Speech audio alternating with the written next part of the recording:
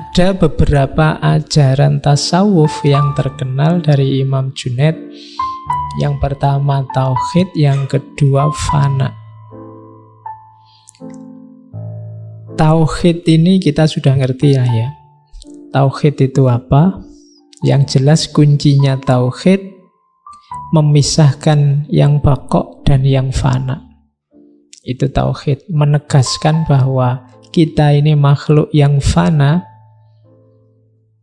yang segalanya ditentukan oleh Allah yang esa, yang baqo. Nah, Imam Junaid kalau dalam tauhid lebih suka mengambil definisi negatif, laisa kamislihi syai'un. Allah itu apa? Beliau mengutip kalimatnya Abu Bakar, Maha Suci Allah, zat yang tidak menjadikan jalan untuk mengenalnya, melainkan ketidakmampuan mengenalnya. Maksudnya apa? Cara kita untuk mengenal Allah adalah dengan cara mengakui bahwa kita tidak akan mampu mengenalnya. Itu kalimat filosofis ini. Jadi caramu untuk kenal Allah adalah dengan cara akuilah bahwa kamu sendiri tidak akan mampu dengan kemampuanmu untuk mengenal Allah. Kenapa? Karena Allah itu laisa kamislihi syai'un. Tidak bisa ada imbangannya apapun, termasuk konsepmu, termasuk gambaranmu, termasuk imajinasimu. Jadi makanya kalimat tauhid itu diawali la ilaha. Semuanya harus dinafikan kecuali Dia. Berarti termasuk pikiranmu, gagasanmu, bayanganmu tentang Allah, nafikan semua. Pokoknya hanya Allah yang ada, yang itu tidak terjangkau olehmu. Kayak semacam ini kalau dalam studi agama disebut teologi negatif. Jadi menegaskan sesuatu justru dengan cara menegasikan. Oke. Itu kayak kamu ditanya, cirinya temanku itu yang kayak gimana sih? Oh, kalau teman yang itu, pokoknya bayangkan yang tidak ganteng berarti dia. Itu kan dari mendefinisikan sesuatu dari negasinya. Pokoknya orang yang tidak ramah, bayangannya semacam itulah. Jadi memahami sesuatu dari negasinya. Nah, memahami Allah justru dari negasi total apapun. Semuanya ditidakkan. Nah, itulah baru kita kenal Allah. Jadi Maha Suci zat yang menjadikan jalan bagi makhluknya untuk mengenalnya melalui ketidakmampuan mengenalnya. Oke. Jadi mudahnya itu. Kenapa sih dasarnya harus tauhid? Karena kita sendiri yang berjanji dulu. Itu di surat Al-A'raf itu kan, wa idz akhadha rabbuka mim bani adama min zuhurihim dzurriyyatuhum wa asyhaduhum, dan seterusnya. Jadi ini kan dulu sebelum kita lahir, ini bagi yang belajar neoplatonisme, ada yang menafsirkan risalahnya Junaid ini ketika menggambarkan misak. Namanya misak itu perjanjian. Dulu kita sebelum ada di dunia ini ada satu alam, ada satu dunia, sebut saja dunia roh, yang di situ kita masih belum kayak gini, masih dalam bentuk, kalau di risalah Junaid disebut di situ pertemuan antara yang hak dengan yang hak. Hak besar Allah dengan hak kecil manusia. Manusia dalam bentuk yang paling murni, paling sejati. Sebelum nanti masuk ke jasad, kemudian jadi kayak kalian, terus karena banyak sekali hijab, terus tidak karu-karuan pikiranmu, gaya hidupmu, dosamu akeh macam-macam. Yang hak, yang sejati tadi akhirnya samar-samar. Tapi kalau kita teliti serius masuk ke dalam, kita ketemu hak yang sejati tadi. Dulu sebenarnya kita berjanji sudah, ketika hak dan hak tadi bertemu, Terus Allah tanya, bukankah aku ini Tuhanmu? Bala syahidna. Betul, kami saksinya. Jadi ini dulu kita sudah ditanya, apakah engkau mengakui bahwa aku ini Tuhanmu? Bala syahidna. Nah ini yang oleh Imam Junaid disebut misak. Kita dulu sudah janji, sudah menegaskan ini. Maka cerita hidup kita di dunia sebenarnya apa? Cerita mewujudkan perjanjian ini. Jadi kita hidup ini sebenarnya memenuhi janji untuk bersaksi bahwa hanya Allah satu-satunya Tuhan. Ini namanya misak. Berarti kalau kita hidup keluar dari jalannya Allah, hidup menjauh dari Allah, kita sedang mengkhianati janji kita sendiri. Maka jangan sampai jalan hidup kita itu cerita pengkhianatan. Ceritanya harus cerita persaksian. Sebagaimana dulu kita sudah bersaksi bala syahidna. Oke, jadi ini ajaran tauhid. Teorinya namanya teori misak. Nanti yang tertarik bikin skripsi atau tesis tentang Junaid boleh mengangkat teori misak menurut Junaid al-Baghdadi. Nah, tauhid kalau menurut Imam Junaid ada 4 level. Imam Junaid salah satu yang juga diikuti oleh Imam Ghazali. Ini baunya kan kayak ketika Imam Ghazali membagi ada awam, khawas, khawasul khawas, dan seterusnya. Imam Junaid lebih dulu membagi ini. Tauhid itu ada tauhidnya orang awam, ada tauhidnya orang alim, ada tauhidnya orang khawas dan khawasul khawas. Kalau orang awam itu ya kayak kita, kayak kalian kalau saya tanya tauhid itu apa? Tauhid itu mengesahkan Allah, bersaksi bahwa satu-satunya Tuhan hanya Allah.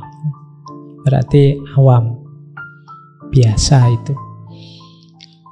Katanya Imam Junaid ada satu cirinya orang awam biasanya apa? Dia masih takut dan berharap dalam hidupnya terhadap hal lain selain Allah, di luar dirinya. Masih takut orang lain, masih takut atasan, masih takut kekuatan lain, masih takut, pokoknya masih banyak ketakutan-ketakutan, masih banyak harapan-harapan terhadap hal-hal di luar dirinya. Itu biasanya orang awam. Ada naik kelas tauhidul alim, orang alim, orang yang sudah punya ilmu. Orang yang sudah punya ilmu ini selain bersaksi seperti tadi, dia juga bertakwa. Bertakwa itu menjalankan perintahnya, menjauhi larangannya. Yang tadi di atas tidak ada. Orang awam itu biasanya misah-misah. Oh ini tauhid, kalau ini fikih, kalau ini tasawuf, kan gitu. Seolah-olah tauhid itu tidak nyambung sama syariat, tidak nyambung sama hakikat. Kalau orang alim ngerti bahwa 3 ini saling nyambung, maka ada lanjutannya. Yakin pada Allah juga bertakwa. Tapi masih punya harapan dan ketakutan. Cuma harapan dan ketakutan ini pada dirinya sendiri. Kalau tadi kan pada di luar dirinya. Kalau orang level alim, harapan dan ketakutannya pada dirinya sendiri. Nah, jadi munculnya dari dalam. Kuatir ini, kuatir itu, kuatir keliru, kuatir salah, pingin aku jadi ini, pingin aku jadi itu kan ada di dalam semua. Kalau tadi harapan dan ketakutannya di luar. Kalau orang awam pingin dibantu orang lain, pingin dekat sama orang itu biar dapat bantuan, pingin takut sama atasan karena dia yang gaji kita, terus ketakutannya di luar. Tapi kalau orang alim biasanya ketakutannya dari dalam. Orang pinter itu kan biasanya sibuk skarpe dewe, sumpek karena pikirannya sendiri. Itu alim. Mau apa saja mikir. Mau minum ini, kira-kira pantas enggak ya lagi ngomong gini minum. Pikirannya macam-macam. Nah, itu alim. Kalau orang awam pengen minum ya minum aja, pengen ke belakang ya ke belakang aja. Enggak pakai macam-macam, tapi pertimbangannya banyak kalau alim itu. Nah, sekarang jadi awam aja.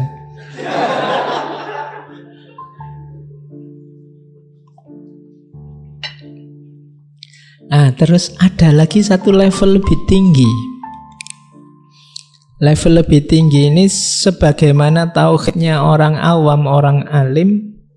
Tapi sekarang harapan dan ketakutan itu hanya Allah, sandarannya. Jadi kalau alim tadi kan harapan dan ketakutannya ada dalam dirinya. Kalau khawas itu sudah khauf dan rojaknya Allah. Itu orang khawas. Ada lagi lebih tinggi dari khawasul khawas, harapan dan ketakutannya sudah tidak ada lagi, satu-satunya yang ada hanya Allahnya. Kenapa? Dirinya sendiri sudah ditepikan. Orang khawasul khawas itu sudah tidak mempertimbangkan dirinya. Yang ada hanya Allah. Makanya sufi itu dikatakan bahwa kalau dia berjalan, Allah yang jadi kakinya. Kalau dia bicara, Allah yang jadi mulutnya. Kalau dia melihat, Allah yang jadi matanya. Nah, ini menunjukkan bahwa posisi dia sekarang digantikan oleh Allah. Hasrat duniawi, ambisi duniawi disisihkan. Kemanusiaan dan macam-macam ditaruh di pinggir. Disisihkan bukan dibuang, ditaruh di pinggir. Yang di tengah hanya Allah. Makan, minum, pangkat, jabatan, semua yang dunia itu di pinggir. Yang di tengah hanya Allah. Makan, waktunya makan, ya makan. Secukupnya saja untuk memenuhi kebutuhan menghidupkan Allah dalam dirinya. Dunia juga begitu, diambil secukupnya saja, sebutuhnya saja. Dia sudah di pinggir. Oke, itu level-levelnya tauhid. Orang bisa sampai ke level khawasul khawas kalau dia mengalami ini. Fana. Jadi fana itu ketika seorang sufi begitu terpesona dengan Allah, ini nanti hubungannya sama mahabbah, saking terpesonanya dia tidak sadar apapun selain Allah. Ini yang jatuh cinta mesti pengalaman semacam ini. Jadi ketika kalian begitu jatuh cinta sama siapa, itu kan dunia ini sudah tidak penting lagi. Ya bahasamu kan dunia milik berdua sudah kan. Ya, yang lain tidak dihitung sama sekali. Pokoknya dianggap hanya ngontrak, hanya kos saja. Pokoknya kita yang punya berdua. Kenapa bisa rasa ini muncul? Karena terpesona tadi. Kamu jatuh cinta itu kan terpesona awalnya. Masuk biasa-biasa kan enggak? Kok kamu jatuh cinta? Enggak tahu, tapi biasa itu. Enggak cinta itu namanya. Jatuh cinta itu ada wow, ada terpesona yang bikin kamu bingung, puyeng, tujuh keliling. Kalau enggak ketemu sebentar aja, pengen ketemu luar biasa, kangennya. Nah, ini orang mengalami ini tapi sama Allah. Sampai di titik dirinya sendiri dianggap ada. Yang ada hanya dia. Ini dulu kalau di Jamik kan di cerita Yusuf Zulaikha atau di Nizami di cerita Laila Majnun itu, ketika orang sudah dirinya sendiri dianggap tidak ada, tidak penting. Yang ada di pikirannya hanya dia yang dicintai. Jadi akalnya, perilaku sehari-harinya itu menghidupkan dia yang dicintai, bukan menghidupkan keinginannya sendiri. Orang yang semacam ini dalam dunia sufi disebut fana. Makanya para sufi itu rajin puasa, sholat bisa ratusan ribuan rakaat dalam sehari, zikir tidak berhenti-berhenti. Bisa semacam ini ketika dia terpesona dengan Allah dan menghidupkan Allah dalam dirinya. Bukan menghidupkan keinginannya sendiri. Kalau keinginannya sendiri yang dihidupkan, mungkin tidak seperti itu. Ya pengen hidup kayak orang lain, ya pengen jalan-jalan, ya pengen makan-makan, ya pengen. Tapi tidak, ketika sudah mengalami fana, semua yang lain tidak penting. Hanya Allah saja yang penting. Makanya fana itu gandengannya bakok. Bakok itu kesadaran menetap dalam Allah.